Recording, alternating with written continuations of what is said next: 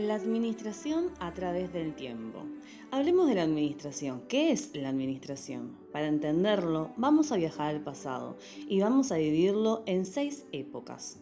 La época primitiva, el periodo agrícola, la antigüedad grecolatina, la época feudal, la revolución industrial y el siglo XX. En la época primitiva, sin darse cuenta, el hombre utilizaba la administración, trabajando en grupos, dividiendo el trabajo por edad y sexo. La autoridad era ejercida por los jefes de familia. Ahí reconocieron que una asociación de esfuerzos era necesaria para alcanzar sus objetivos, como la organización que requería cazar un mamut. Nada sencillo, ¿verdad? El periodo agrícola. Acá aparece la agricultura y la vida sedentaria. Aparece el Estado. La organización era dirigida por un patriarca. Se desarrollaron grandes civilizaciones gracias al trabajo en equipo y a los tributos. La antigüedad grecolatina. Esta época es la más fea de la historia de la administración y la humanidad. Aparece el esclavismo. La administración era muy dura y rígida. El rendimiento productivo era bajo a raíz de la violencia que se ejercía a los esclavos sin derecho, donde tenían que realizar cualquier tipo de tarea. Época feudal. El inicio de la administración era de acuerdo al criterio del señor feudal. Sin embargo, con el paso del tiempo, los siervos alcanzaron su independencia. Y es de ahí que aparecen los talleres artesanales. Y también aparecen las corporaciones o gremios, hoy conocidas como sindicatos. La revolución industrial tuvo un gran impacto con inventos y descubrimientos, grandes cambios para la organización social. Ahí desaparecen los talleres artesanales, centralización de la producción, explotación inhumana de los trabajadores, lo cual provocó la aparición de diferentes corrientes de pensamiento social, investigaciones que a la larga originarían la administración científica. Siglo XX. Siglo de oro, donde la administración se consolidó gracias al desarrollo tecnológico e industrial. A inicio de este siglo surge la flamante administración científica, donde el iniciador, Frederick Taylor, fue nombrado como el padre de la administración científica. De allí nace como punto base la disciplina indispensable para el manejo de cualquier empresa. No obstante, hubieron otros mentores importantes para la historia de la administración, como Henry Fayol, Elton Mayo, Max Weber, Etzioni, Bertalanffy, Drucker, Werner, hasta llegar al nuevo enfoque en 1980, donde se estudia la estrategia y competitividad. Pero en este caso, nosotros vamos a hablar de Frederick Taylor.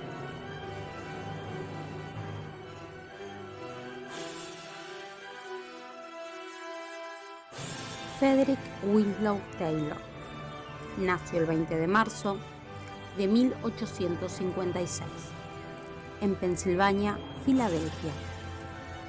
Fue hijo de Emily Annette Wilson y de Franklin Taylor. Proviene de una familia económicamente acomodada y era el menor de 11 hermanos. Durante su adolescencia comenzó a perder parte del sentido de la vista.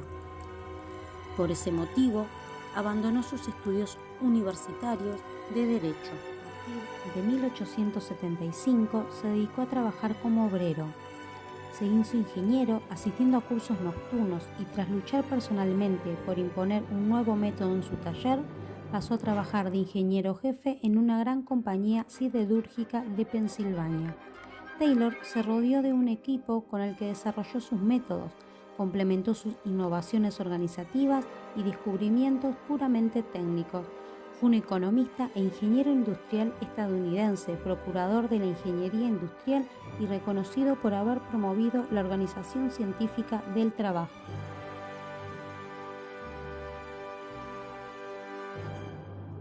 ¿Qué es la administración científica? La administración científica es una corriente del conocimiento, también llamada Taylorismo, que une al sector empresarial con la investigación científica. Surgió a raíz de una monografía publicada en 1911 por Taylor, que estableció los principios de la organización para las empresas industriales. El nombre de la administración científica se debe a la aplicación de métodos de la ciencia a los problemas de la administración empresarial, con el objetivo de alcanzar mayor eficiencia en la producción industrial.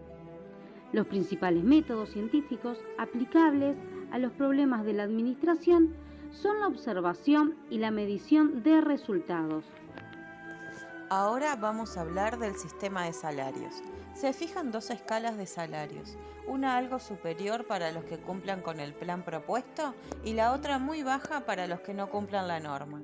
Este sistema de salarios conduce a un incremento vertical de la productividad del trabajo, mientras apenas aumenta el fondo de salarios de los obreros, por lo que se intensifica enormemente la explotación del trabajo. El taylorismo es un método de organización industrial relacionado con la producción en cadena. Su propósito es incrementar la productividad y el control de los tiempos de producción. Es el primer sistema de salarios del capitalismo que dividió las tareas del proceso de producción, cronometrando cada operación y estableciendo un régimen salarial escalonado según el cumplimiento de la norma. Mide los segundos y fracciones de segundos de cada operación para que los obreros aumenten la productividad con la motivación del pago por primas, por rendimiento y alcanzar las metas de producción. Producción que aumenta de forma vertical mientras el fondo de salarios obreros apenas aumenta. Los asalariados debieron incorporar la rigidez de la jornada laboral. El cumplimiento de horarios, la falta de descanso, la escasez de tiempo compartido en familia y la presión de la medición del esfuerzo que surgió con la cronometrización de las tareas febriles. Este método bajó notablemente los costos de producción, ya que debían pagarse menos salarios y en una obsesión por el tiempo productivo, hubo abusos por parte de la empresa que bajó los precios de algunas piezas para que el obrero aumente el ritmo laboral.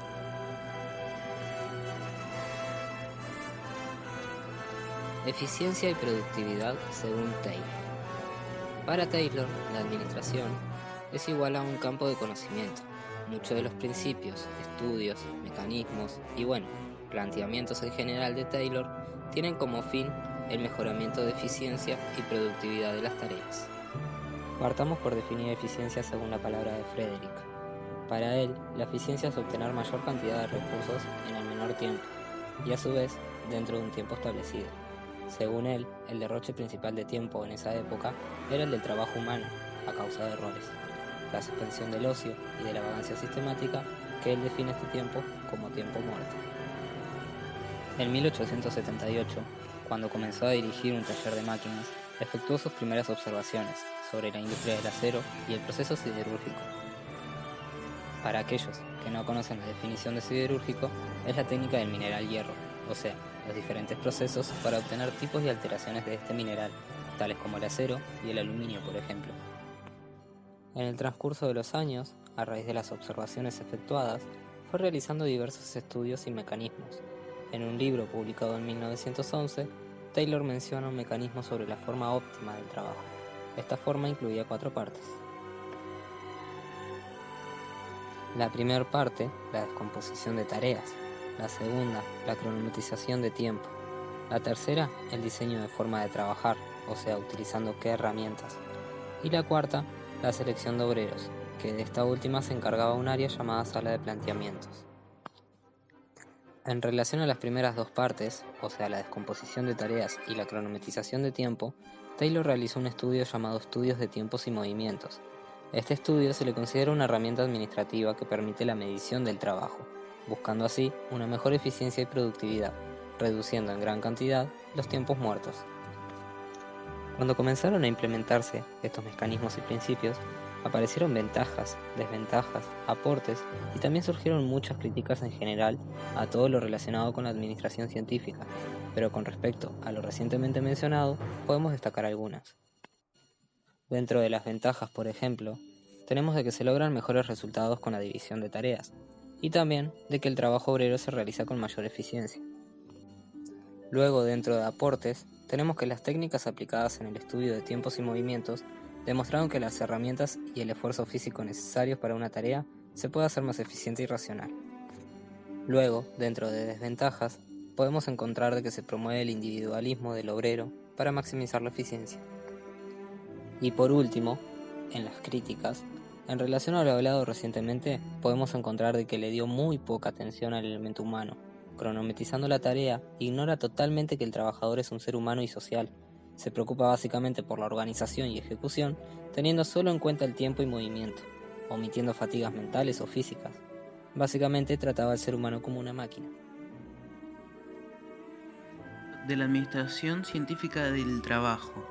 Mantiene una metodología que permite aprovechar de una mejor forma la jornada laboral, evitando pérdidas de tiempo y dinero en el proceso de la producción. Para ello, se enfoca en potenciar la preparación y entrenamiento de los trabajadores. Este método no significa salarios elevados en poco tiempo, pero sí motiva a los empleados a formarse y superarse cada día.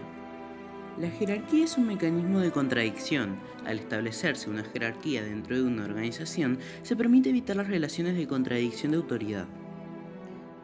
Pero ¿cómo eran las condiciones de vida y el trabajo de los obreros? Bueno, tras la Primera Guerra Mundial, los países cerraron sus fronteras. Se acabó con la libre circulación, las leyes de propiedad de la mano de obra nacional sobre la extranjera. Libre circulación que era desde hacía un tiempo un problema para la patronal. La patronal que quería evitar los problemas de abandono de los puestos de trabajo para llevar a cabo labores agrícolas estacionales. En medio de un contexto de precariedad laboral, malas condiciones de vida, hacinamiento, falta de servicios públicos y degradación por los bajos salarios, la brecha entre los dueños de los medios de producción y las fuerzas del trabajo era cada vez más pronunciada. El sindicato de oficio entra en su declive definitivo y lo sustituye el sindicato de ramo. La armonía en el ámbito laboral. Como trabajador y como empleador tenemos que entender que el máximo de prosperidad para el empleador debe estar unido al máximo con la prosperidad de cada trabajador. De esta manera lograremos la armonía y la prosperidad en nuestra organización. Una empresa con estas características es una empresa que está destinada al éxito. Así la responsabilidad no solo cae en los trabajadores, sino también en la patronal, y con este lograr una mejor eficiencia en los procesos. Cooperación grupal. ¿Qué es la cooperación grupal? Es lo que genera que todos los obreros cuando estén trabajando apliquen los principios científicos. ¿Cuál es la finalidad de aplicar los principios científicos? Trabajar organizadamente, derribar todos los obstáculos y trabajar cómodamente. Frederick Taylor, su fallecimiento fue el 21 de marzo de 1915 en Filadelfia, Pensilvania, Estados Unidos. Su causa de muerte fue el síndrome respiratorio agudo severo que padecía.